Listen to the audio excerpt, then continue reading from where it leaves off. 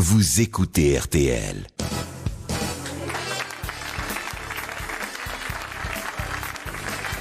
Bonjour, bienvenue, bon mercredi. Et puis, vous vous doutez bien que nous allons évoquer pour vous des choses que parfois nous devrions garder pour nous.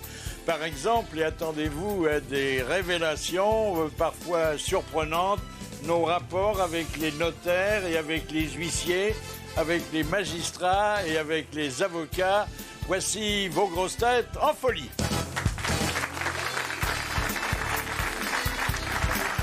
Depuis le vote de la pénalisation des clients, c'est lui qui soutient la grande Lulu, Jacques Maillot. Bonjour. L'un des plus fins connaisseurs du sérail politique qu'il se garde bien de confondre avec son harem personnel, Bernard Mabille. Bonjour. Elle a troqué la couronne de ses ancêtres contre un diadème de cheveux noirs, Princesse Erika. Bonjour. Plus elle réussit et plus elle est de mauvaise humeur et du coup plus elle réussit. Chantal là-dessous. Bonjour. Il a connu la belle époque où, parce que le fisc ne vidait pas toutes les poches, les théâtres étaient pleins tous les soirs. Jacques Balutin. Bonjour.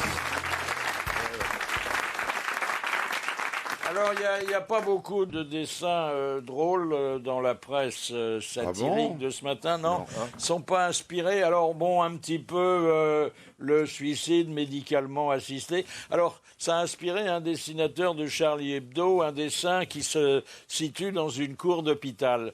Il y a des infirmiers avec des seringues et ils courent après des employés de l'établissement et en leur disant, bon, puisque l'hôpital prépare un plan social, si vous êtes intéressé par un départ volontaire, on peut... vous voyez le genre. Alors ça, c'est la traçabilité. C'est des braves gens qui ont la dinde de Noël sur la table. Mais alors la dinde de Noël, elle a des seringues un petit peu partout. Elle a une espèce de muselière. Et ils se demandent si c'est pas du cheval. Vous voyez de quoi on va parler? Oui. Sexe. Sexe. Et c'est pas fini parce que tout à l'heure, avec notre invité surprise, nous évoquerons un événement qui nous touche tous, mais à des degrés différents, l'organisation samedi 21 de la journée de l'orgasme. Il y a une journée de l'orgasme. Il y a une journée de l'orgasme. C'est-à-dire que bon, vous aurez droit à un peu de plaisir un jour par an, mais pas plus. Ça me touche de loin, moi. Qui est président? Strauss-Kahn. Alors, je sais pas. Parce que est-ce qu'il en donne des orgasmes, c'est ça? Oui. Peut-être qu'il est égoïste. Hein. Il garde pour lui. Mais en tout cas, il a trouvé plus fort que lui, puisqu'il y a un brave homme qui est le recordman de la spécialité. Il a atteint en une seule heure 134 orgasmes. Voilà. Mais ça devait être rapide. Un homme, ça veut dire 134 éjaculations. Oui. Alors, combien de femmes on peut mettre ça en doute. En une heure Moi, j'y crois pas du tout. Moi, j'en ai une en 134 jours. Et on parle pas de moi dans le... C'est impossible, arrêtez. Même moi, quand j'étais en forme, j'arrivais pas à la moitié. Vous rigolez. Le crâneur. Arrêtez. Alors attendez, j'ai un doute là. Est-ce que ça serait pas une dame? Oui.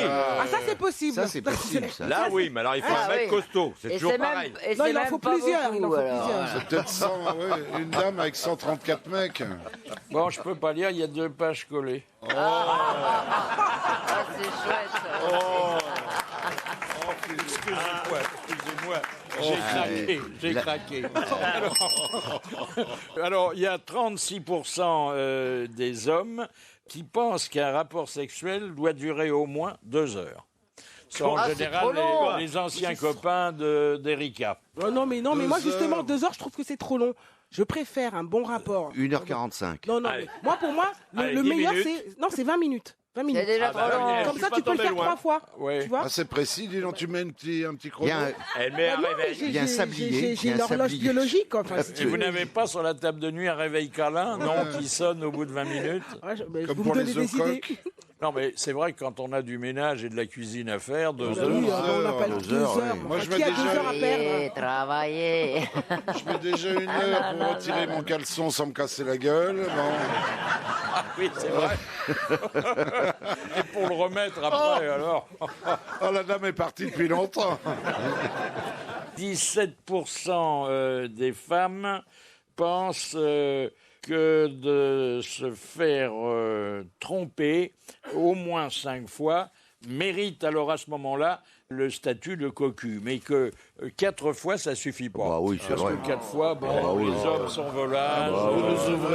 Vous nous ouvrez des horizons, là. Enfin, mais, mais 17%, c'est pas l'herche quand même. Oh, Oui, oui, il y a on fait quand pas même partie de... 83% qui veulent pas. Elles doivent être très moches. Non.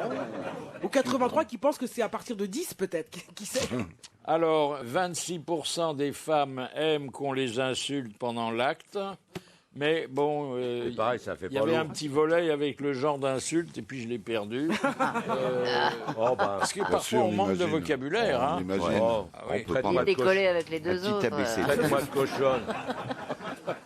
Mais est-ce qu'il n'y a pas des hommes qui aiment aussi être insultés? Ah, si. Ah oui, Tu aimes Oui, bien, oui, toi? pareil. Oui. Ah, il adore ça. moi, bah. j'adore. Fessé, Ah oui, les hommes il aiment bien adore ça. le Ah ouais, on me dit gros cochon. Allez, moi, gros, j'adore. bouge un peu, ton gros cul. Il adore ça. Il se fait insulter, lui. Alors, mon gros, bouge un peu, merde. Tu vois, il est content. Ouais. Bah, Ça le motive. dire qu'avec cette voix-là, ça donne pas envie. Hein. Et puis, il y aurait en France 3500 clubs échangistes. Ah, quand même. Et ça explique que DSK n'est pas fini la tournée.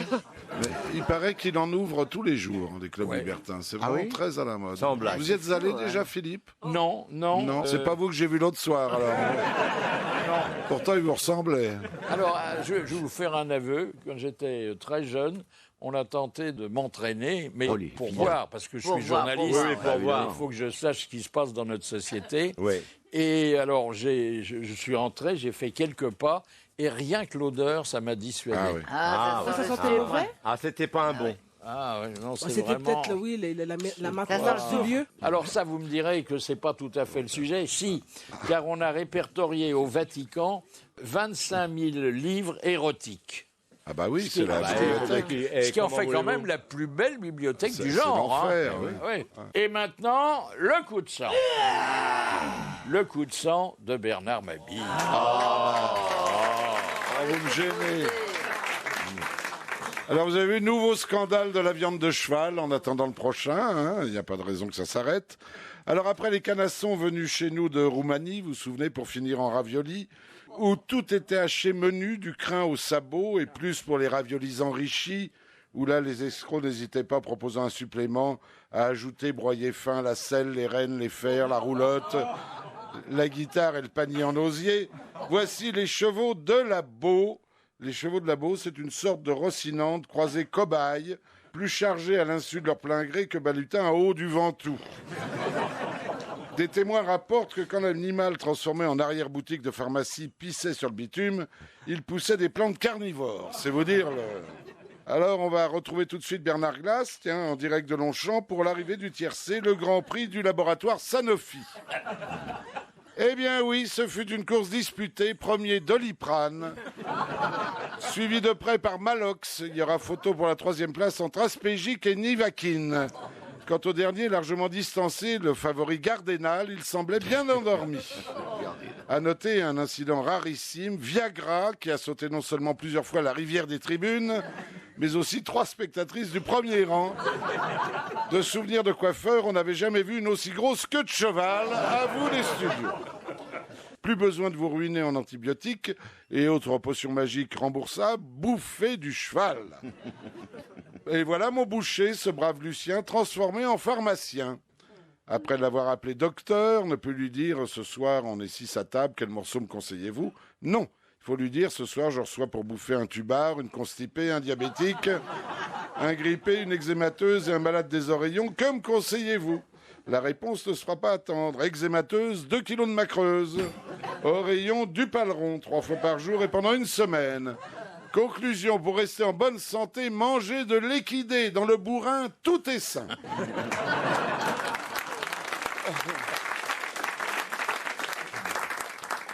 Et maintenant, un invité surprise pour parler de cette grande manifestation que j'évoquais tout à l'heure, la journée de l'orgasme. Bonjour, docteur Alain Héril, bonjour. Oui, bonjour. Bonjour. Vous êtes pas sexologue, mais sexothérapeute. Il y a une nuance? Oh, il y a une nuance, c'est tout simplement que je ne suis pas médecin et que les sexologues sont plutôt des médecins. Moi, je suis psychanalyste et spécialisé dans la sexualité. Voilà, c'est vraiment une petite nuance. Il y en a qui touchent et d'autres qui touchent pas, quoi.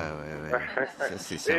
Eh oui, c'est ça, hein. C'est la première fois qu'on organise cette journée de l'orgasme? Bah, écoutez, il y avait eu une journée de l'orgasme mondial qui avait été organisée pour le passage à l'an 2000. Voilà, et puis maintenant, il a fallu attendre 13 ans pour le jour, c'était samedi prochain, le 21 décembre, n'a pas été choisi au hasard, hein? C'est l'hiver. Ah bon? Oui. Il faudra se munir de boules qui est, parce que disons, ça va hurler dans les... Ah oui. Dans les Ça, bars c'est une journée mondiale ou Alors, comment ça se passe? Racontez-nous. Alors attendez, il y a en marge quelques constatations, mais il faut que vous les avalisiez. D'abord, c'est que 90% des hommes connaissent un orgasme, alors que s'il s'agit des femmes, le chiffre tombe à 30%. Oui, et effectivement, ce sont les statistiques. Alors, je vais quand même apporter une nuance. C'est que on pense que les hommes ont un orgasme parce qu'ils éjaculent. Il faut bien se rendre compte qu'il y a certains hommes qui éjaculent mais qui n'ont pas forcément d'orgasme. C'est quoi un orgasme? On ressent quoi? Rassurez-le. Dans un orgasme, ce qu'on va ressentir, c'est effectivement une montée. C'est agréable sur le moment et tout de suite après, on a envie de rentrer chez soi. Ouais. Oui, on crie taxi. Oui, en général, c'est pas très long. Hein. C'est vrai que c'est une montée de. Alors justement, il y a une différence entre la durée de l'orgasme masculin et la durée de l'orgasme féminin, puisque chez les hommes, ça dure 6 secondes et chez les femmes, 20 secondes. Comment vous expliquez cette différence, docteur? C'est tout simplement que l'orgasme masculin est un orgasme qui est presque un orgasme réflexe. Et au niveau du cerveau, c'est plus ce qu'on appelle le cerveau archaïque qui va être mobilisé. Et puis chez les femmes, c'est le cerveau limbique, c'est-à-dire les émotions. Donc l'orgasme féminin est plus émotionnel que l'orgasme masculin. Et c'est vrai que nous, les femmes, on peut en avoir plus que vous. Enfin, ça veut dire c'est vrai. Oui, ça, hein. largement. C'est-à-dire que les femmes sont multi-orgasmiques, ce que les hommes ne sont pas. Oui, on dit que nous, on a une mitraillette et vous avez un fusil à un coup, quoi. C'est ça. Voilà, à peu près. C'est ridicule. Voilà une réflexion ridicule. Mais c'est vrai. Oui, parfois 2 coups quand même. Oui, quand même. Sur une année. Parfois. Un coup en hiver, un coup en été. Oui, quand même. Bon, en tout cas, ces différences notables expliquent que dans certains couples, l'harmonie sexuelle n'est pas toujours au rendez-vous, hein. Oui, et puis en même temps, ça explique aussi le fait que la puissance de la sexualité, elle est plus présente chez les femmes que chez les hommes. Parce que jusqu'à preuve du contraire, le seul organe humain qui n'est dédié qu'au plaisir, ça s'appelle le clitoris, et il me semble que les hommes n'en ont pas. Ah bon? Donc, c'est un gros clitoris. Est-ce C'est un gros clitoris. on peut pas considérer le clitoris comme un petit frère pas très développé du sexe masculin? Si ce n'est que l'innervation du clitoris est 600 fois supérieure à l'innervation du gland masculin. Donc c'est peut-être un petit frère, mais c'est un petit frère très puissant. C'est pour ça que les femmes sont énervées 600 souvent. fois. Oui. Elles sont très énervées. 600 fois. Bon, alors, il va y avoir des festivités spéciales qui sont prévues ce jour-là. Des Un petit carton démonstrations. d'invitation. Il va y avoir des distributions de Viagra dans la rue. Ah ouais. C'est possible. Voilà, je pense de grandes manifestations à Paris. Je sais pas. J'ai pas encore vu le programme des festivals. Les Ils vont immeubles vont- défiler à la queue leu-leu. les immeubles Des vont feux trembler. d'artifice. Non, mais ça peut être une journée sympathique. Hein. Oui. Avec des échanges, quoi. Des travaux pratiques. On va pouvoir demander. Vous avez joui, vous, aujourd'hui? Non, venez par là, madame. Est-ce qu'il y aura une opération cuisse ouverte chez les prostituées? Ben, on ne sait pas. Bah, ça pourrait être sympa, ça. Un truc de démonstration pour qu'on sache. Ouais. Oui, il faudra que ce jour-là, il y ait une tolérance. Mais enfin, comme on a fermé les maisons. Merci, docteur. Merci. Merci à vous. La première voiture en kit, c'est-à-dire vous l'achetez en pièces totalement détachées. Vous pouvez la monter en moins de 6 heures. C'est une petite voiture électrique qui, une fois qu'elle est montée, est bien montée, ce qui n'est pas toujours le cas, roule à 75 km à l'heure. Alors, qui peut être à la fois électrique ou à essence et parfois hybride, c'est-à-dire ayant recours aux deux. Voilà. C'est l'inverse de la voiture française que vous achetez complète et qui, en 6 heures, est en pièces détachées. C'est Ikea à l'envers. Ouais. Alors, ça revient quand même à 6 000 €. Mais bon, il faut être quand même assez adroit. Il y a une notice qui est un peu complexe, mais enfin, ça, on a l'habitude avec certains meubles. Et ensuite, il faut quand même soumettre la voiture qu'on a montée à l'administration locale pour qu'elle dise que cette voiture est en état de rouler. Et maintenant, l'auditrice d'honneur. Venez, Elisabeth, venez. Voilà, c'est Elisabeth Buisson. Voilà. Ben, merci d'être des nôtres. Ah oui. Oh, la bise à Elisabeth. Oh, elle est gentille. Et vous avez vu ces collants, Philippe? Ils sont magnifiques. Ah oui. Et la robe à paillettes. Ah Non, ouais, mais tout est bien. Hein. Oui, il n'y a rien acheté. Alors, C'est sexy, hein. ce qui évidemment va nous donner quelques scrupules à faire des plaisanteries déplacées et même des propositions malhonnêtes, c'est qu'Elisabeth travaille au ministère de la Défense. Défense de toucher. C'est bien. Défense de toucher. Alors, qu'est-ce que vous faites au ministère de la Défense? Vous défendez qui? Moi d'abord. Allez. Je me défends. Bonne réponse. Vous vous occupez des militaires? Oui, je fais du secrétariat, principalement dans le biomédical. Ouais. Et puis, je suis à C'est-à-dire vous auprès des médecins. participez au conseil de révision, non? Oui, aussi, oui. Oui. Et pas de réforme. Non, il y en a plus, il y en a plus. Mais il n'y a plus de service. Il y a des questions citoyennes. Alors, attendez, il y a des volontaires, il y a des professionnels. Il faut bien qu'ils passent une petite visite. Hein. Une petite visite, je leur fais par mes soins. Oui. Ah, Et vous leur tendez le flacon voilà, exactement. pour les analyses. C'est bien, ouais. Et alors, en ce moment, il y a du travail à la Défense. Hein. Oui, Ah, ils n'arrêtent pas de voyager, dites donc. Oui, avec l'OPEX. Ah oui, énormément. Incroyable. Mais il y a beaucoup de femmes dans ce ministère. Oui, suffisamment. Mais enfin, elles ne vont pas sur les théâtres d'opérations extérieures. On les garde au On chaud. les garde au chaud. Boulevard Saint-Germain. Hein. Voilà, tout à fait. Ah, oui. Vous avez un bel immeuble, hein, là. Ça va changer, ça va être à Ballard, je crois. Hein. Oui, c'est à Ballard. Ah, c'est Construisent plus, un alors, truc une c'est énorme. plus Boulevard Saint-Germain, c'est fini. Oui. Ah oui, ça c'était avant la guerre de 14.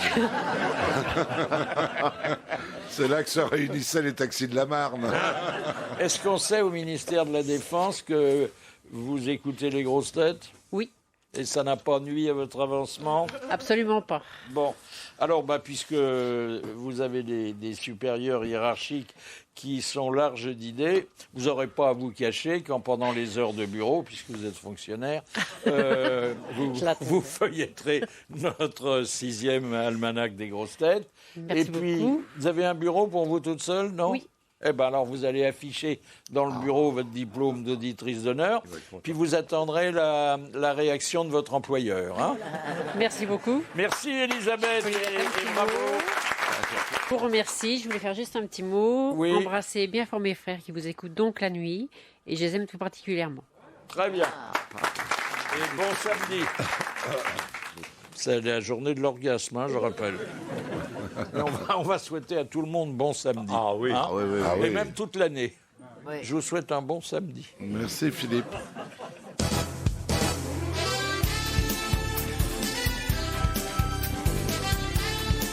Autour de moi, Princesse Erika, Présente. Bernard Mabille, Présent.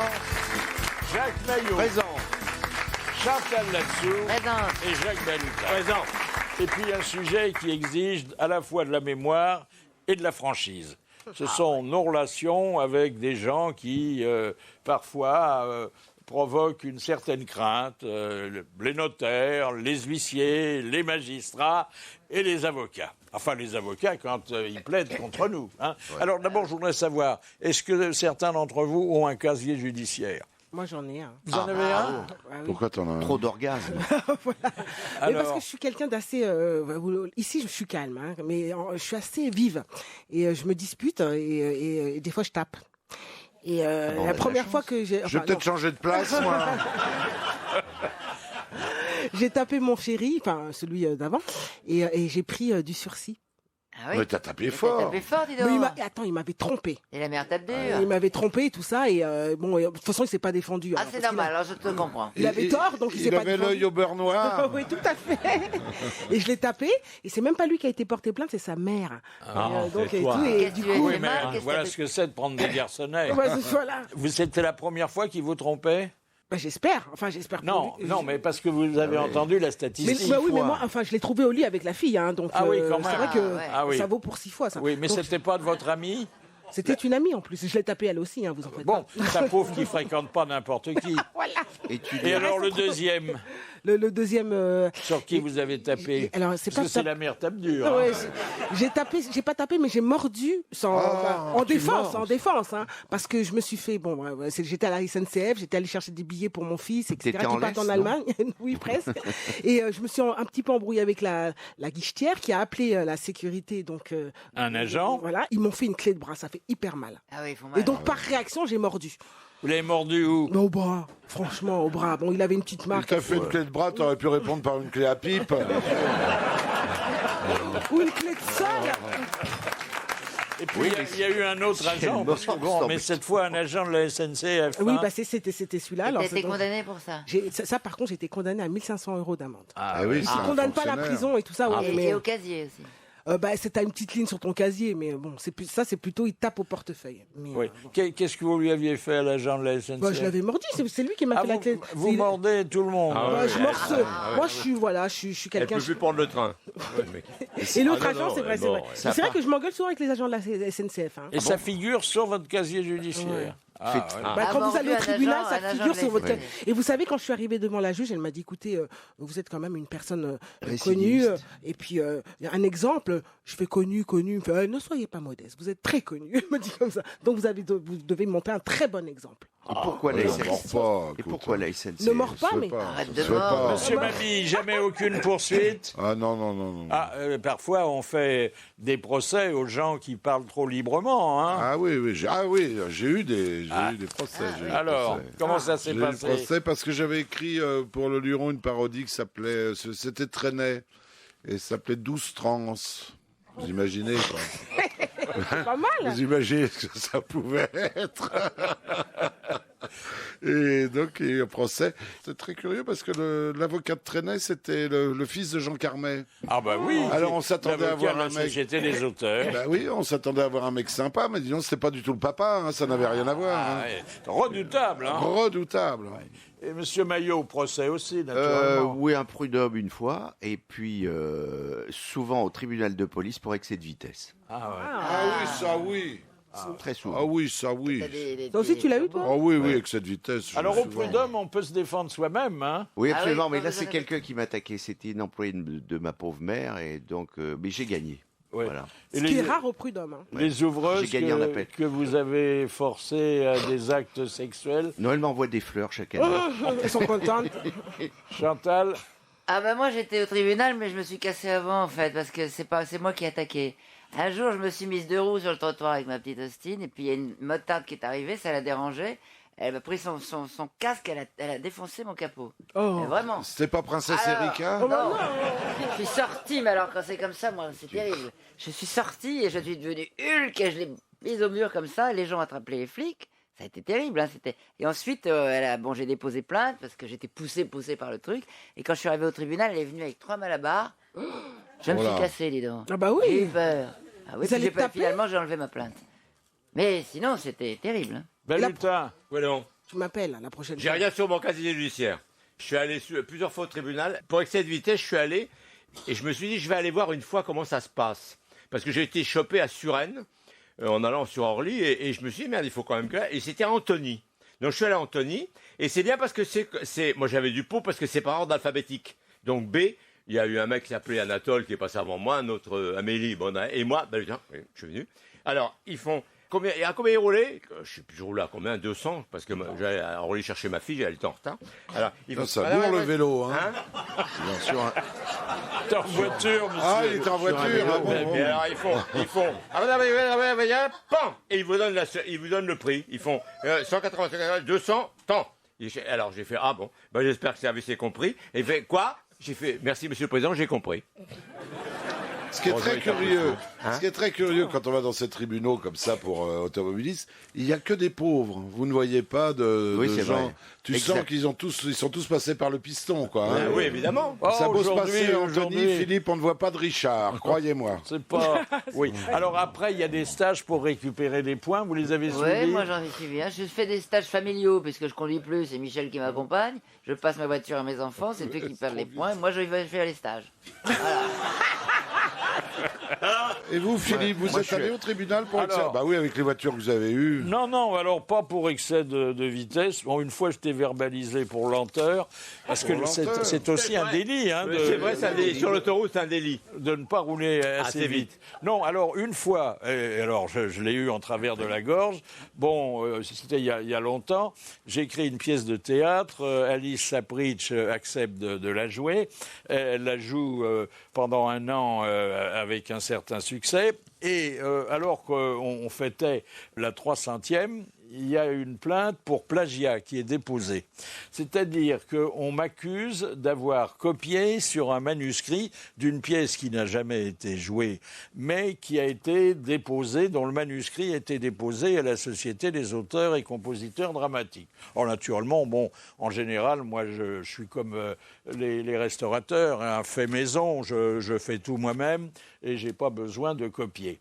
Mais ça vient quand même devant le tribunal. Et celui qui porte plainte est un vieux retraité kinésie qui n'est pas connu du tout, qui n'a jamais rien publié, mais qui effectivement a déposé un manuscrit à la société. Et alors, en première instance, je suis condamné parce que le président, qui a d'autres chats à fouetter, a simplement remarqué que l'héroïne s'appelait Germaine dans les deux pièces. Ah oui, d'accord. Et que dans une de ses répliques, c'était pas la meilleure en ce qui me concernait, on parlait de la cousine Germaine. Voilà.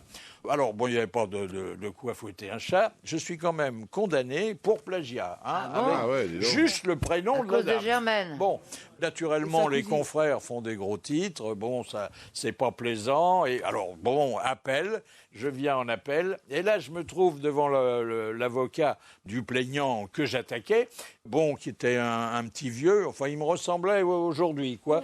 Et alors, bon, il n'avait pas l'air très, très prospère. Et voilà, l'avocat, au lieu de plaider le dossier, et pour cause, il n'y avait pas de dossier, il dit au président et aux assesseurs, il dit, vous n'allez pas condamner ce pauvre homme qui n'a que sa retraite pour enrichir encore ce journaliste qui a une écurie de course et un jet privé. Oh. Alors, naturellement, j'ai pas d'écurie de course, j'ai pas de jet privé. Alors, comme on ne vous donne pas la parole, tout ce que je peux faire, c'est de faire non, non, non avec la tête au président. Et finalement, bon, il y a eu ensuite, on a cassé le premier jugement, mais le lendemain, les confrères n'en ont pas parlé. Ah, c'est souvent ça. Oui, mais c'est toujours comme ça. Alors, faut pas se méprendre. L'avocat qui a l'air d'être très assuré, on les appelle d'ailleurs des maîtres du barreau, souvent on le traque. Et le plus célèbre aujourd'hui d'entre eux, Maître Lombard, n'y échappe pas. Avant les plaidoiries, je suis d'abord paralysé par le trac. Pourtant, ça fait un certain temps que je fais ce métier. Hein. Eh bien, c'est toujours la même histoire. Je ne sais plus du tout où je vais. Et les premiers mots prononcés, le film se déroule. C'est presque de la schizophrénie, vous voyez. Mais je le fais, j'ai le trac parce que j'ai le trac. Je ne sais pas il paraît que disent mes amis les comédiens. Il paraît que c'est un signe de talent. Eh bien, que Dieu vous entende. les grands avocats, c'est fascinant. Hein. Ah oui. Moi, quand j'étais jeune, j'allais au palais de justice voir les audiences correctionnelles. Oui, Oui, moi aussi. Moi, j'y allais aussi. oui. J'étais dans une ville judiciaire. J'allais C'est un vrai assister au spectacle, procès, hein. ouais. Et gratuit. Et gratuit. Hein. Ouais. Chauffé. Puis au moins, on sait que Chauffé, après, ils iront vraiment en prison. Hein. Ah, oui, c'est oui, pas oui. du cinéma. Puis il y avait la peine de mort à l'époque. C'était grandiose. T'as assisté à des grands procès? Oui. Qui quoi? J'étais allé à celui de Marie Bénard. Je me rappelle d'avoir vu Floriot. Oui, dis donc. ouais. À l'empoisonneuse, là? Ouais. Maître Fleuriot, c'était Ouais, un- ouais. Oui, mais des grands procès, il y en a pas beaucoup. Alors qu'en correctionnel, c'est des tout petits délits. Oui, souvent, hein. ouais. Oui, les flagrants délits presque. Hein. Ouais, mais enfin, Jugés sur le moment, souvent, ils parle ont les sur les menottes. têtes, là. et- Que des pauvres types, là encore. Ah oui, oui. Hein, que Oui. des pauvres Mais Ah c'est oui. ce qui arrive au tribunal de police quand tu es jugé pour excès de vitesse. Tu es au milieu de gens qui se sont battus, Ouais. qui ont logé des gens dans des taudis. Voilà. Qui ont mordu des contrôleurs de la SNCF. Non, mais moi, ils Pauvres m'avaient gens, mis, quoi. quand j'ai fait ma garde à vue, ils m'ont mis dans une cellule toute seule. Hein. Ah, ouais. Ils avaient peur que tu mordes c'est rare quelqu'un, qu'ils te mettent forcément. avec un beau mec dans une cellule en garde à vue. C'est rarissime. Ah bon, c'est vrai? Ou alors un flic Ah. qui n'a pas eu de gâterie depuis Ah non, mais t'es longtemps. dangereuse, tu comprends? T'es dangereuse. Non, il ne veut pas. Ils ont peur. Bah évidemment. Bon, vous avez encore des avocats, non pas pour vous défendre à l'occasion de certains délits, mais pour régler vos affaires, vos contrats. Oui, bien sûr. Oui. Ouais. Ouais. Ouais. C'est bien, l'avocat, il sait des trucs quand même. hein. Ah ben il s'est bien débrouillé, hein. Ouais. J'ai vu vos cachets, ça a drôlement monté. hein. J'ai pris Collard, j'ai eu la perpétuité le lendemain. Ah ben il doit moins plaider maintenant qu'il est Ah oui, maintenant, il est député, occupé, oui. hein. Ouais, ouais. Ah ouais. Faut demander à son fils. Et sur Son Marseille. fils, il plaide, hein, je crois, non? Ouais, ouais. Il a un fils? Bah, oui, le petit, là, comment il s'appelle? En Le roulette, petit là. Collard. Le petit, oui, le petit- Maya. le petit Ah, Collard. le petit Collard, on dit Collard. petit Collard. Collard. Si, Maya si, Arnaud. Arnaud quoi? Ah, c'est Montebourg Clarsfeld, C'est oui, Clarsfeld, vous avez Arnaud raison, Clarsfeld. non. Oh là là. Vous confondez Collard. un peu, hein. Oui, oh, bon, bah, je T'as me suis mordu trompée, l'oreiller, hein. toi, cette nuit. Faut que t'arrêtes le bois bandé, hein, parce que là, il y a un problème. Il y avait quand même. Cyril Collard, mais non plus. Bon, j'y penserai peut-être pas tout à l'heure, alors je voudrais vous souhaiter un bon samedi. Hein, Eric. Il a déjà commencé. Nous avons reçu dernièrement un des nouveaux ténors du barreau, un avocat qui peut s'enorgueillir d'une centaine d'acquittements ou de non-lieux, ce qui n'est pas rien. Hein. Et alors ici, il nous avait raconté qu'un jour, il avait eu un client qui était assez doué, lui aussi, à l'oral. Ça se passe devant la cour d'assises du Nord, enfin, dans ce cérémonial qu'il faut imaginer. C'est un homme qui est poursuivi pour un meurtre. Et on examine ce que l'on appelle le curriculum vitae, c'est-à-dire il faut qu'il raconte un peu sa vie, de la naissance au jour du crime. Et la présidente, c'est une femme, lui dit « Monsieur, levez-vous, est-ce que vous pourriez nous raconter votre mariage ?» Alors il se lève, évidemment, et puis il dit « Madame le Président, pour certains, le mariage est une corne d'abondance, et pour moi, ce fut une abondance de cornes. » Et alors, il a été... Et alors, il s'est mis les rieurs de son côté. Ah, ben voilà. Et il a été plutôt pas mal traité, oui. Alors, bon, c'est assez remarquable C'est du parce que Pomoretti. généralement, dans un procès, Oh, il est sexy, on ne donne celui-là. pas la parole à celui qui connaît le dossier, c'est-à-dire au prévenu ou au plaignant. Tout le monde parle, Oui. des gens qui connaissent peu l'affaire, souvent, Sauf le et mec. le seul qui la connaît bien, motus et Bouscougi. Hein Incroyable. ah ben ça, c'est le droit français. Hein. Oui, c'est vrai. Alors bon, ce qui est drôle, c'est les témoins, les experts. Alors, les experts se trompent souvent. Les experts, c'est Les formidable. psychiatres. Bah, ça dépend ce qu'il a fait aussi, le garçon. Hein, parce que s'il a tué 3 ou 4 personnes, il faut un expert pour comprendre pourquoi il a fait ça. Eh oui. Et toi, tu as eu un expert en morsure. Non, Bon, mais moi, ils les ont compris que j'étais témoins, sauvage. les témoins, c'est très important parce que ce sont des braves gens qui jurent de dire la vérité, rien que la vérité, toute la vérité. Et donc, souvent, le verdict dépend de leur témoignage. Et alors, généralement, l'avocat, quand il a trouvé un témoin qui est susceptible d'aider son client, avant l'audience, il le chapitre un peu. Il lui dit ce qu'il faut dire. Et puis, ça marche pas toujours. Écoutez, maître Jean-Yves Le Borgne. C'était à mes débuts. J'étais commis d'office pour défendre une jeune femme qui vivait avec un homme et qui, lui, avait comme activité professionnelle essentielle le braquage de banques, ce qui comporte évidemment certains inconvénients. Et tous les matins, elle prenait quelques billets dans un sac en plastique situé sous le lit conjugal pour aller faire quelques courses et nourrir l'enfant. Et bien évidemment, la question était de savoir si cet argent qu'elle utilisait, dont elle faisait profiter la famille, elle en connaissait l'origine criminelle ou pas. Je la reçois avec sa mère à mon cabinet et je lui dis, madame, bon, le seul problème est de savoir si vous saviez d'où venait cet argent. Donc je vous poserai une question, une seule, qui est la suivante. Savez-vous quelle était la provenance de cet argent? Et vous me répondrez... Elle hésite un peu. Je dis, vous me répondrez non, madame, vous ne le saviez pas. Parfait, nous sommes en état et nous voilà à la cour d'assises. Je pose ma question, madame, saviez-vous d'où provenait cet argent que vous utilisiez quotidiennement pour les besoins du ménage? Et elle me répond, oui. Éclat de rire général dans la cour d'assises. Et finalement, elle est acquittée. Alors après, vous savez, la cour d'assises, on va serrer la main du président, on prend congé, on a passé parfois 2 ou 3 jours ensemble, ça fait partie des usages. Et je lui dis, monsieur le président, pas d'usage que je vous demande ce qui s'est passé en délibéré, mais après cette brillante question que j'ai posée, je ne m'attendais guère à ce qu'elle soit acquittée. Et il me répond, il y a des moments où l'imbécilité est une évidence d'innocence. C'est joli, hein, c'est joli. Alors, est-ce que vous avez déjà demandé et obtenu un port d'armes? Non. Non. J'ai J'ai un fusil de chasse, ça suffit. Moi, j'ai un fusil à un coup. Est-ce qu'il faut maintenant un port d'armes pour le fusil de chasse? Avant, on achetait les armes qu'on voulait, mais... Je sais pas, moi je l'ai depuis longtemps et il est à la maison et j'ai pas des... Bon. Je sais pas. Hein. Non, un port d'armes, c'est si vous êtes bijoutier. Oui, c'est ça. Oui. Ah bah oui. Je vais pas avoir une arme pour les bijoux de famille, ça vaut pas le coup quand même. Oh, non. Vous êtes procédurier?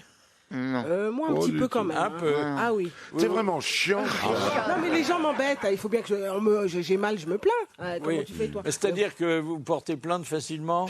Si vous voulez, souvent, ce que je fais, c'est que quand j'ai commis un petit délit, je porte plainte avant pour pas que, pour qu'il y ait une conciliation à la fin. C'est-à-dire que quand vous pouvez pas mordre, vous portez plainte. Voilà, c'est ça. Oui.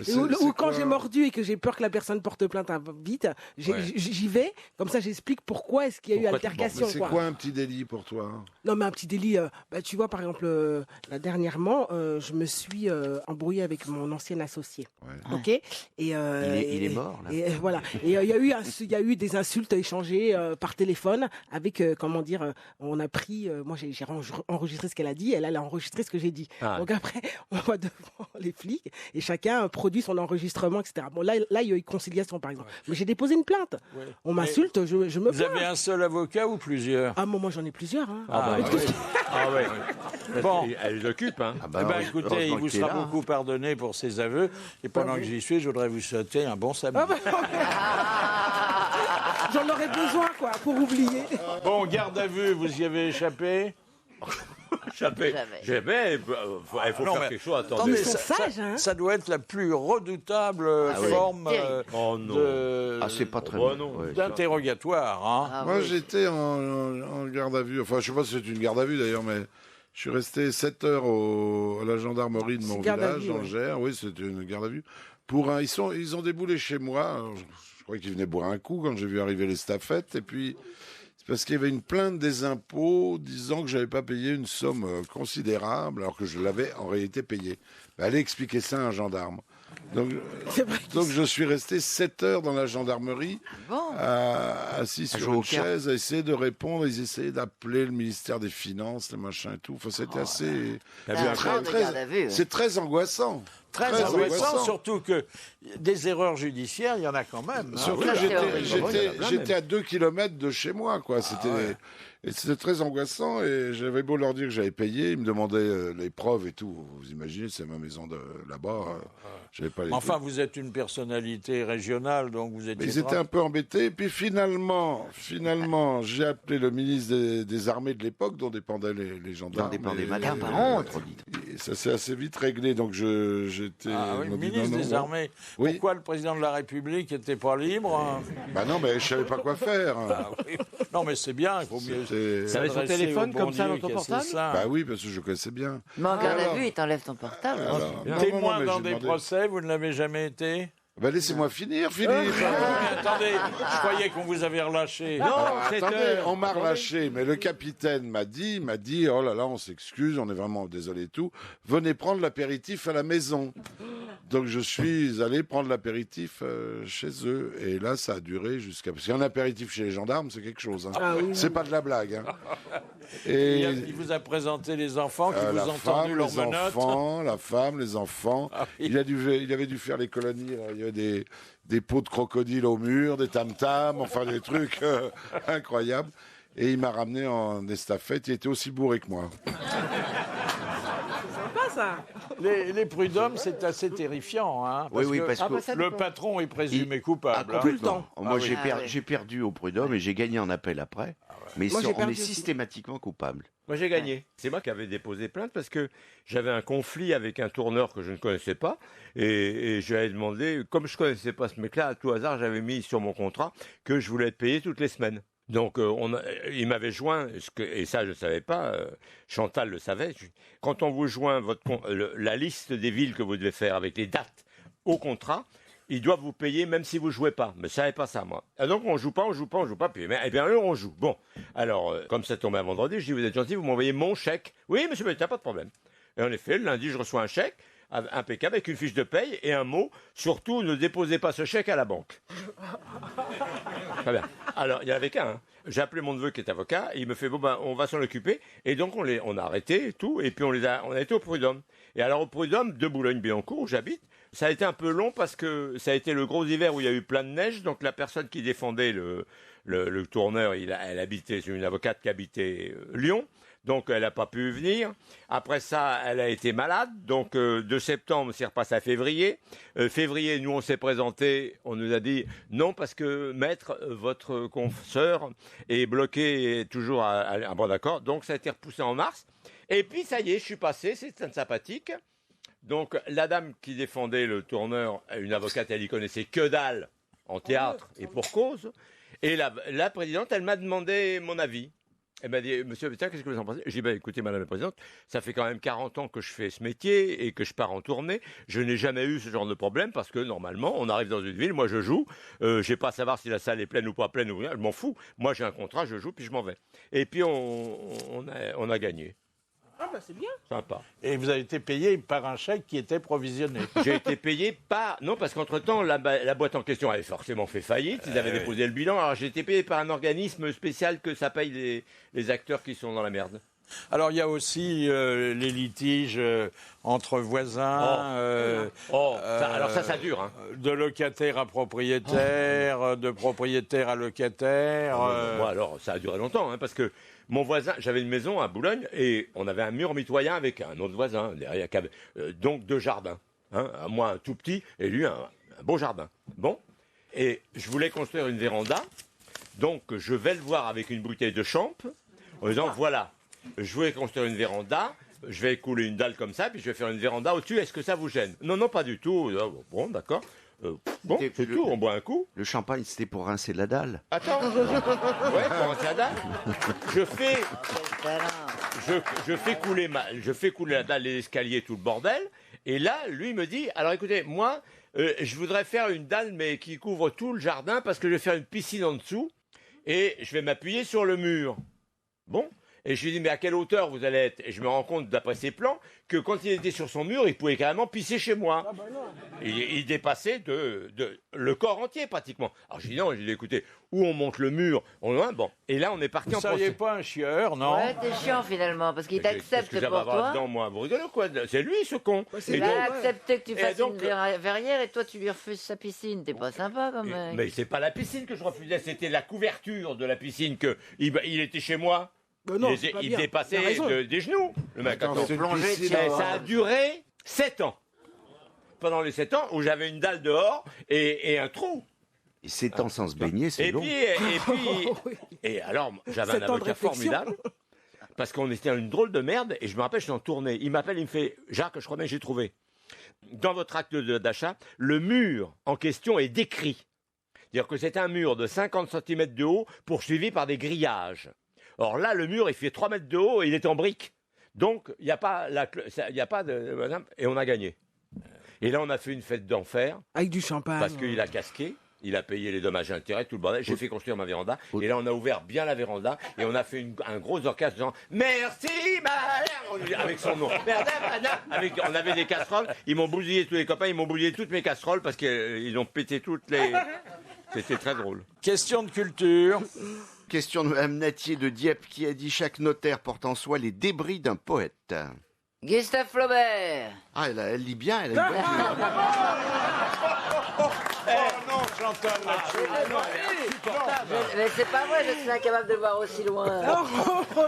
Le gars est à 2 cm. Elle m'a fait ça l'autre fois déjà. Question de Mme Cassagne de Paimpol qui a dit « On dit d'un accusé qu'il est cuit quand son avocat n'est pas cru ». Ça c'est chouette. Francis Blanche, Pierre Dac. Pierre Dac. Pierre Dac. Bonne réponse de Bernard Mabille. Question de Monsieur Legrand d'Angers. Quelle particularité présentaient les plaidoiries des avocats au Moyen-Âge? Elles étaient écrites. Oui. C'est une question de temps. Non, c'est pas. Ça une devait durer question un certain d'écriture. temps. Elles étaient en vers. En alexandrin. Non. Au Moyen-Âge. Vous approchez. On approche. Il n'y en avait pas. Tranquillement. Non, s'il y en avait. C'est des Ah, il y en poèmes. avait. Elle rimait? En latin. Bravo. Ah. Ok. Bonne réponse de Bernard. J'ai eu du mal à lire sur ta feuille, mais j'y suis arrivé. Il quand lit même. encore plus loin, Bernard. Question de Mme Laporte de Digne. Qu'appelle-t-on un testament ab irato? Sans vérité. Fait sous le sceau de la colère. Exactement. C'est du latin, mais c'est la traduction exacte. Bien, monsieur Guy, bien. Lire. En général, Oui, ce la sont colère. les La testaments que font les jardiniers. Ah, Birato. Irato. Non, mais il faut savoir qu'il y a des gens qui, en vieillissant, ont du temps et de la colère à revendre Voilà. et qui changent leur testament tous les jours. Ah hein. oui, oui, oui. Ah Il y oui. en a, oui. Et alors, bon, on peut attaquer certains testaments en alléguant qu'ils ont été rédigés Voilà. sous l'empire de la Birato. colère. Voilà. Maintenant, on va pouvoir le faire en SMS. On va pouvoir le faire avec votre téléphone, alors ça va être bien. Non, mais ça, c'est pas valable comme testament. Ah, non. Si, ça va. Il y a un nouveau site. Vous pouvez vous l'envoyer par mail. Au notaire. Par mail. Mais n'importe qui peut le faire à ta Oui, place. oui. Non, Non, mais il faut authentifier non, la non. Ah, personne. je l'ai lu. J'en crois pas un mot. Ah, je vous assure, je l'ai lu dans un journal que vous achetez tous les jours. Alors, vous rigolez ou quoi? Oui, oui. Question de Mme Bresson de Pierrefonds. Qu'y a-t-il d'inscrit sur le livre de bord d'Alain Bombard en date du 6 décembre 1952? J'ai échappé belle. Je rame.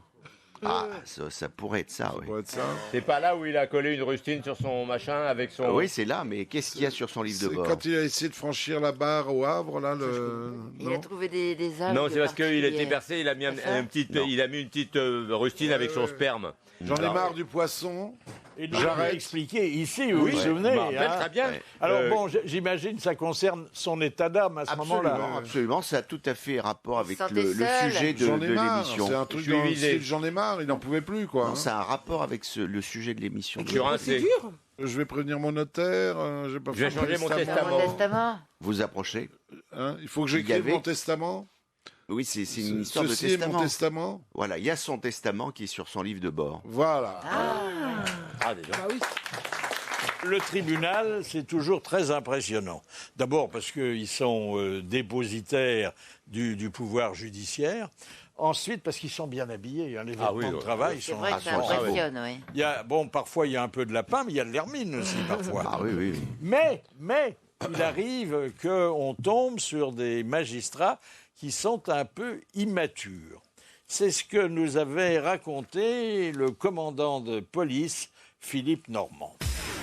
C'est un jour, on entend faire une audition d'une prostituée, on lui demande ses revenus, et elle nous déclare « je fais des pipes dans le bois de Boulogne ». Quant à présent, il n'y a rien de surprenant. Et on renvoie le dossier sans autre explication à un jeune magistrat boutonneux qui débarquait. Et il nous a renvoyé une commission rogatoire nous demandant de poursuivre l'enquête et notamment retrouver la fabrique de pipes.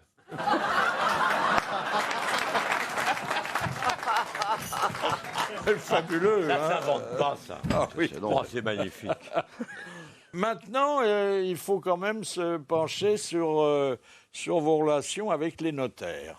Alors, Oh, j'adore les notaires. moi. alors les notaires, on va les voir notamment quand il y a un héritage et qu'on a été désigné parmi les bénéficiaires. Oui. oui. Bon, vous avez déjà été dans cette situation? Bah moi, j'ai Non. ma petite sœur qui est décédée, hélas.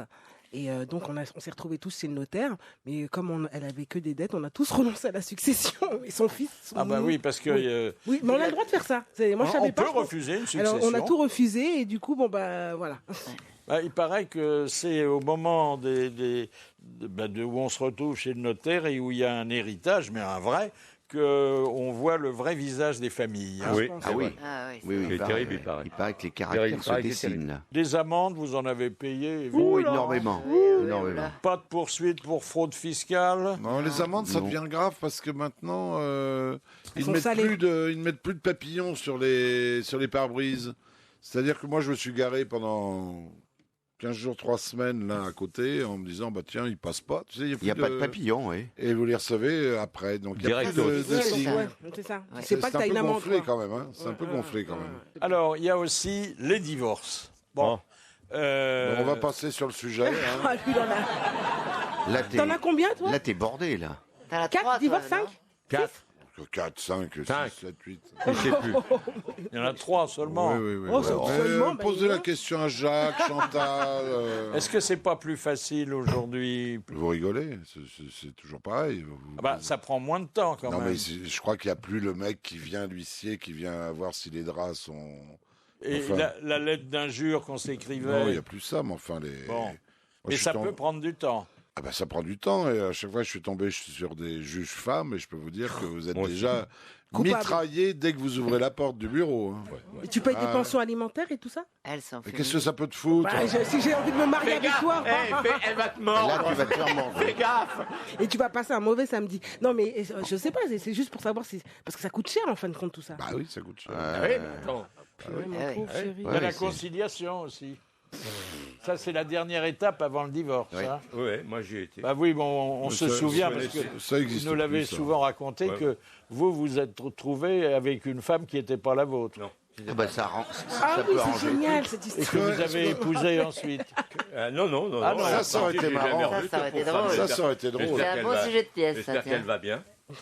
Et toi, Jacques, t'es divorcé aussi? Non, pas du tout. Mais ce qui est plutôt ennuyeux dans les divorces, c'est quand l'un des deux vous demande des lettres contre son ancien. Non, mais c'est fini, ça. Ah, c'est fini, ça marche. Oui, c'est fini. Mais pendant longtemps, c'était moi j'en ai eu la première pièce du dossier.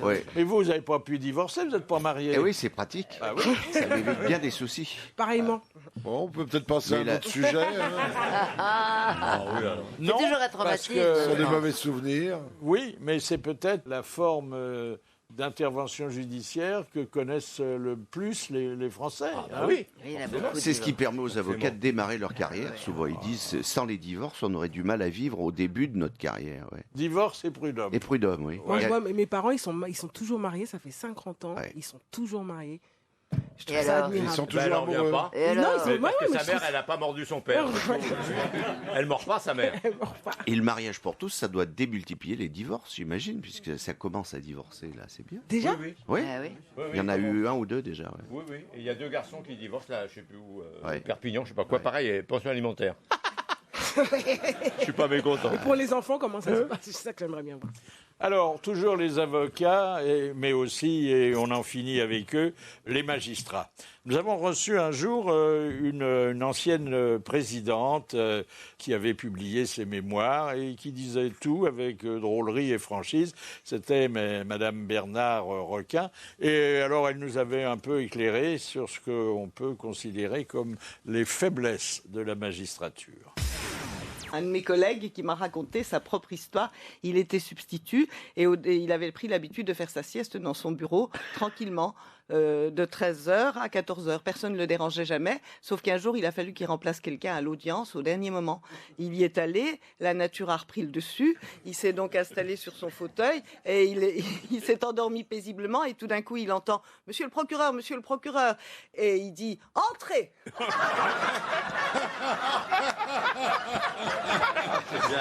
C'est vrai que le deuxième assesseur est souvent somnolent. Ah oui. Oui, souvent. Il attend, voilà. Le procureur a généralement plus offensif. Ils en avaient arrêté un qui se masturbait pendant les... Ah oui, c'est vrai, ça, dites donc. Un deuxième assesseur. Il a fait une main courante après. C'est un maître du barreau. Hein. En plus, je veux dire, c'était imprudent parce que, bon, ça se voit quand même. Hein. Bon, oui. ils sont un peu protégés, mais comme celui-là, il avait retroussé sa robe. Hein. Nous allons. Alors, c'est aujourd'hui, notre lanterne n'est pas totalement éloignée de la thématique puisque il s'agit d'une visite de Paris, pas comme les autres, puisqu'elle est conçue et exécutée en fonction des grands crimes qui ont eu lieu dans la capitale. Bonjour Dorothée Pervin, bonjour. Bonjour Philippe Bouvard, bonjour, merci de me recevoir.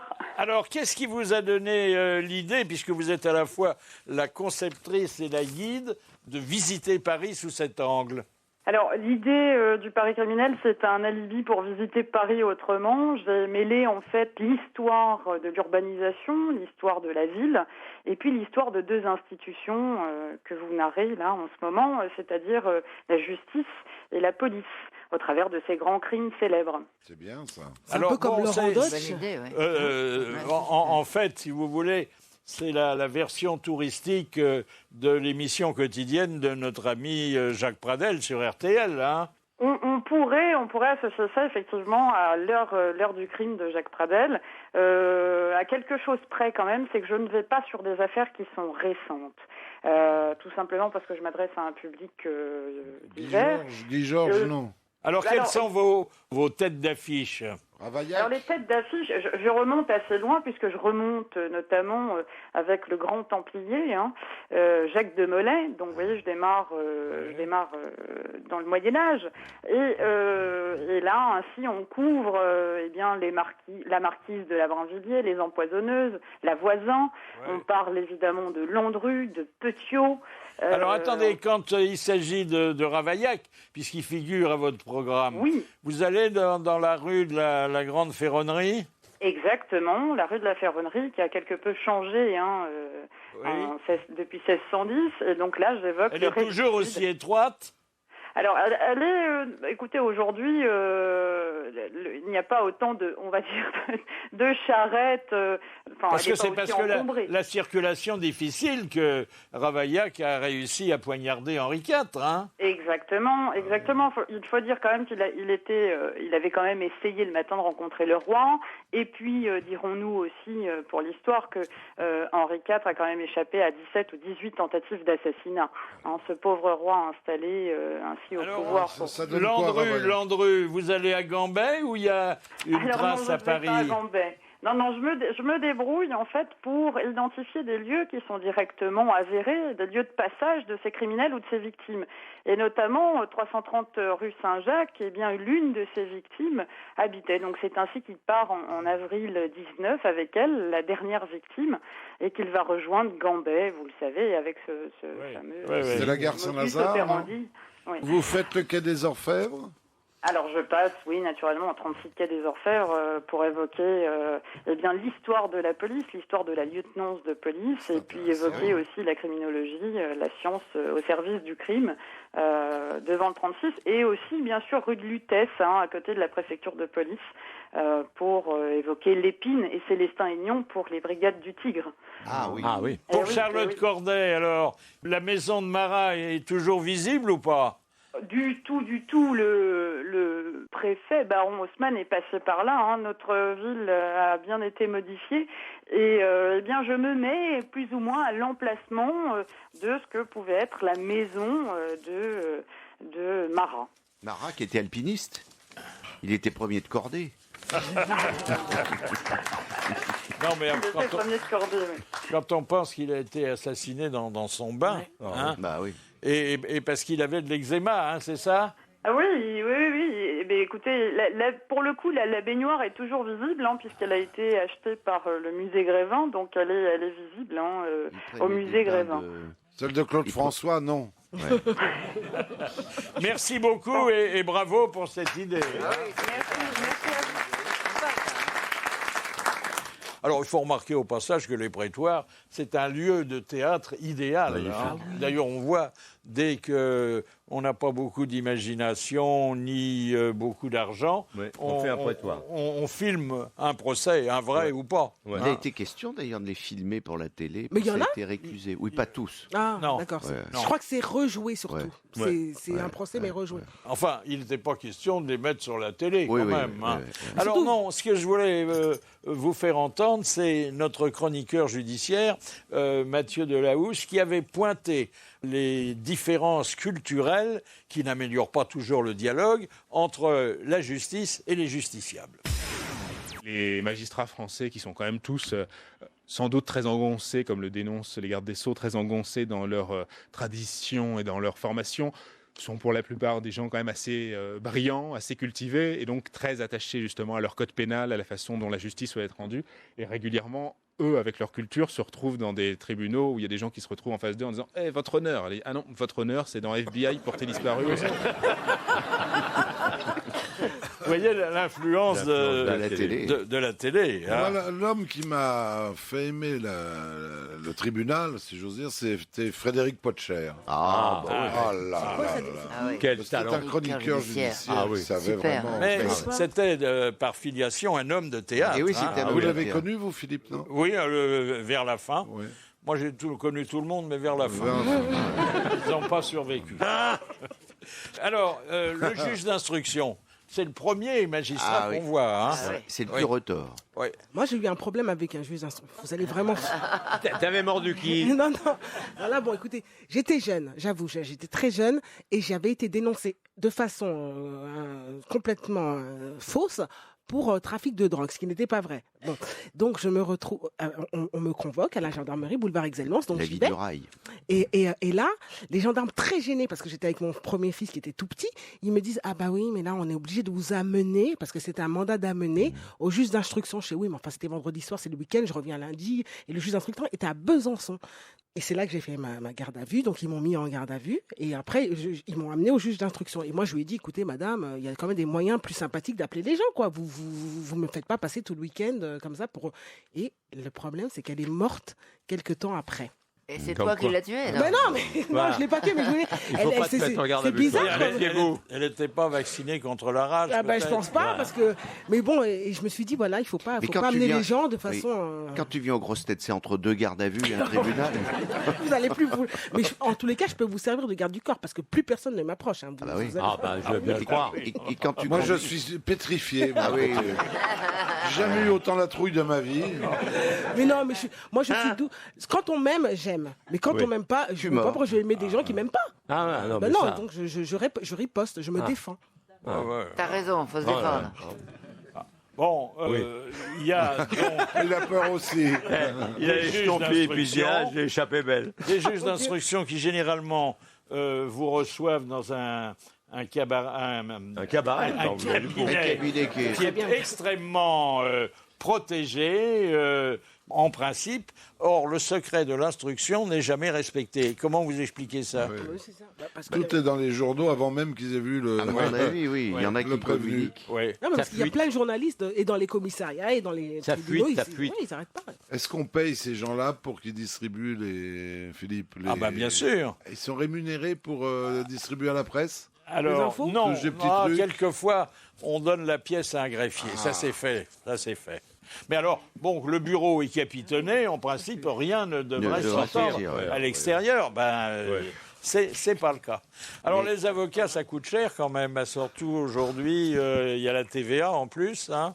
Et puis, alors, ils ne demandent pas d'argent, ils demandent une provision. Oui, hein. Ils font beaucoup de provisions. Hein. Ils ont un petit sac de provisions. C'est Guitry qui disait... Les avocats mettent une robe afin de pouvoir mentir comme les femmes. C'est super. Ah bah oui, il y a du vrai. Hein. Mais d'ailleurs, je crois que... Non. Moi, j'ai toujours un pantalon. Il Je Alors, crois ceux qui d'ailleurs mentent que mal, dans ils ont des mini-jupes. l'argot du milieu, on appelle l'avocat un menteur. Ah oui, exactement. Oui. Oui, Un bien sûr, menteur. Un baveux aussi. Un baveux ou un baveux menteur. aussi. Ouais. Ouais. Ça dépend comment il parle. Quoi. Alors, les huissiers, vous avez déjà été... Ah oui, huissier Oh oui. Oh là là là là. Ah oui, oui. Pour les PV surtout. Moi, j'ai eu oui, pour les PV, tout ça, j'ai eu la perceuse dans la serrure à 8h du matin avec le. Mais pourquoi t'avais pas payé quoi? Tu peux des PV, des PV. Les PV, c'est surtout les PV. ils viennent, La ils viennent. perceuse avec le commissaire de police et hop, on te défonce la serrure. La serrure. Tu oui. pouvais pas ouvrir. Il sonne quand même avant. Ah ben j'ai rien entendu. Je dormais à 8h, tu vois. Et hop là. Ah, mais- Alors depuis dans le Gers, j'ai scellé tous mes meubles. Au sol. Ah oui, c'est comme ça qu'ils peuvent pas les... Au sol et au. D'abord, on peut plus me les piquer, puis si un huissier passe, enfin bon. Il y a Boris Vian qui avait imaginé, dans la même situation que vous, de vider complètement la pièce de ses meubles et de les recevoir tout nus. Ce qui fait que c'est eux qui étaient saisis. Hein. Oui, moi ça, si je les reçois tout nus, ils vont être. Oui. Parce que l'huissier n'est pas un personnage très populaire. Hein. Ah bah non. Bon. Ah ben non, il est même redouté, hein, comme le papier bleu qui annonce sa venue. Et un huissier qui avait écrit ses mémoires, Maître Fix, a été notre invité et nous avait expliqué combien les saisies pouvaient être dangereuses. On choisit nos horaires quand même, parce que c'est vrai qu'il vaut mieux venir de bonne heure. Les mauvais garçons étant des couches tard, généralement ils dorment à cette heure-là. Mais c'est vrai que le mercredi après-midi, dans une cité chaude, c'est peut-être pas le moment d'enlever une voiture ou d'aller saisir les meubles.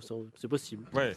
Moi je me suis garé et effectivement ils m'ont lancé un lave-linge du 6e étage. Ah mais c'est. Et, non, mais et il ça dit vole conneries. très mal. Hein, là.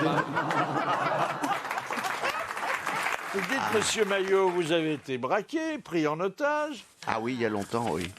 85, oui. Je ramenais une amie chez elle et puis j'étais stationné devant sa porte. Et le temps que je lui dise bonsoir, il y a deux types. Enfin, le temps que tu te rhabilles, quoi. Je veux dire, c'est le dernier verre, hein. Oui, le dernier verre, voilà. Il y a deux types qui sont rentrés dans la voiture à l'arrière. Il n'y avait pas de système pour fermer les portes, de système centraux à l'époque. Et il y en avait un qui avait un couteau et l'autre un pistolet. Et ils nous ont emmenés dans les bois de Melun. Ils nous ont dépouillés et on s'est retrouvés. Tu peux pas te dépouiller sur place. Ils t'ont attaché à un arbre? Pas loin, mais presque. Parce que ça, c'est excitant. Ça. Ah oui. Mais t'as dû avoir très très peur. Je suis dans les bois de Melun attaché à un arbre, alors là, c'est. Oui, surtout que c'était le coin des prostituées dans le bois de Melun. Et après, les flics qui les ont retrouvés m'ont dit c'est parce qu'ils habitaient pas loin et qu'en réalité, ils ont pris la voiture pour rentrer chez eux. Ils ont braqué comme ça jusqu'à Melun? Oui. Et J'ai vous fait avez 40 profité dans la voiture? Moi, dans des postilles, j'étais otage quand même. Non. Comment non? Au Crédit du Nord à Boulogne, ils ont flingué un flic à coups de mitraillette place du Concorde Lafayette après. Attends, c'est pas des plaisantins les mecs. Et j'arrive à 3h de l'après-midi pour chercher un peu de pognon, parce que j'avais pas dit que j'allais chez le pédicure avec mon chien. J'avais un teckel à poil dur à l'époque. Et puis... C'est intéressant tout ça. Il y a un sas. T'avais déjà ta maîtresse blonde? Non, je n'avais pas. Donc, il y a un sas à la banque. Donc, j'appuie sur machin, j'entre dans le sas, et je vois une jeune fille que je connais derrière le comptoir, et la deuxième porte s'ouvre, et derrière elle, je vois un mec avec un faux nez et une fausse barbe. Quand t'es comédien, ça te saute à la gueule. Et ça va vite là-haut. J'avais reçu la semaine d'avant une invitation pour l'inauguration de la salle des coffres. Il y avait une fête et je fais... Mais ils ont gardé des accessoires, ils sont cons dans cette banque. Et à ce moment-là, le mec sort de derrière la fille, un Magnum 357, il me fait du con, descend. Et il gueule, en voilà un autre. Mais c'est quoi cette connerie? À ce moment-là, il y a un autre qui arrive du sous-sol. Oh la vache. Il me prend, il fait, et en descendant, il fait, il dit à l'autre, mais je le connais, lui. Je fais, oh merde, je les emmène un autre. Et là, il me couche dans la salle avant les coffres, il y avait déjà 30 personnes couchées par terre. Et moi, je me dis, putain, si mon chien dit quelque chose, ce pauvre bête, ils vont me le tuer. Alors, j'étais couché, et il y avait un monsieur à côté de moi qui était cardiaque, qui était en train de faire une crise cardiaque, tellement il avait peur. Et les mecs, il était 3h de l'après-midi. Ils descendaient les coffres, tous les coffres au burin. Et bam, ça faisait un bruit, c'est ça que j'avais entendu. Un bruit, mais d'enfer. Tous les coffres. Alors, je vous signale, pour ceux qui... Parce que moi, maintenant, je fais tout le temps. Vous prenez un coffre très haut.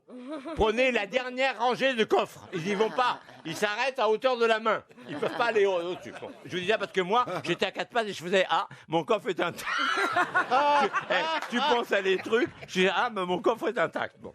Et les mecs, ça a duré quand même 20 minutes. Bam, bam, bam, bam. Bon. Et ils ont fermé la porte de la salle des coffres et ils sont barrés. Et on est resté là à plat ventre comme des cons. Et au bout d'un quart d'heure, je fais bon, ben on va pas rester là. Non, mais ils sont peut-être. Non, ils sont barrés, ils sont pas. Donc on est là, ils étaient sortis, c'est con. Il y avait une femme à une fenêtre qui prenait l'air parce que c'était en été. Et elle demandait rien, elle regardait, elle était à sa fenêtre, ils lui ont tiré dessus. Oh merde. Tu vois? Elle n'a pas été touchée. Donc elle a appelé les flics et elle a vu la bagnole, elle a donné le numéro de la bagnole et tout. Et ils les ont chopés, place du Concorde Lafayette. Ils les ont entourés et là, au fusil mitrailleur, ils ont tiré un flic. Enfin, un truc de fou. Et vous avez été entendu comme témoin? Non, j'ai pas été entendu. Mais ma pauvre.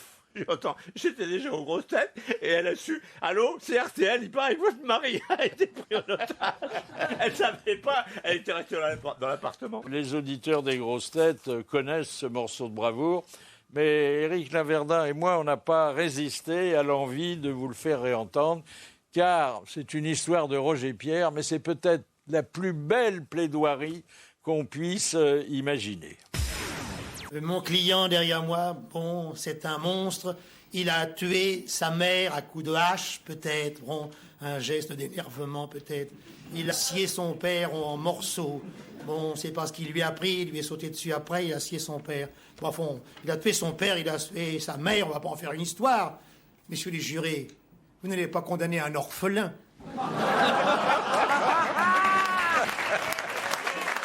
Dernière citation. Alors, dernière citation, elle est là, de Mme Deroche de Groslay, qui a dit « La banqueroute, c'est quand vos créanciers saisissent votre veston et quand vous avez mis votre argent dans la poche du pantalon. » Chantal, t'as pas une idée? Fédo. Je regarde, mais j'arrive pas à voir. Elle voit mal, là. C'est un auteur français, C'est un auteur français. Ouais. Un auteur ou un humoriste Mais plus connu pour ses citations que pour ses œuvres. La Jagueterie. La Rochefoucauld. Français? Oui, bien sûr. Oui. Et décédé. Oui. Citation. Depuis longtemps. Oui.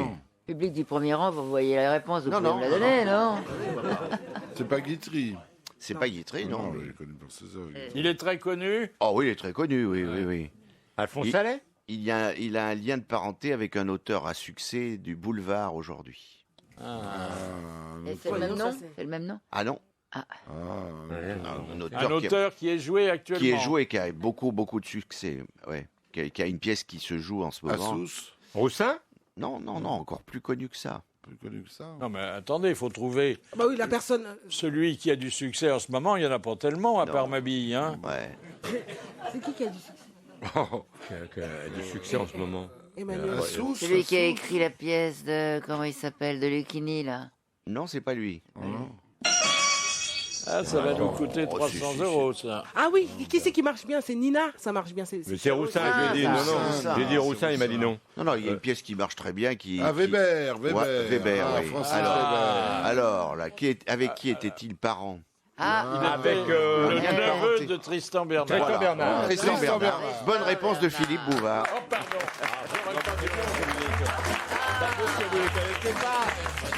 C'est Chantal là-dessous qui va se charger de raconter la belle histoire de Madame Renard de Paris.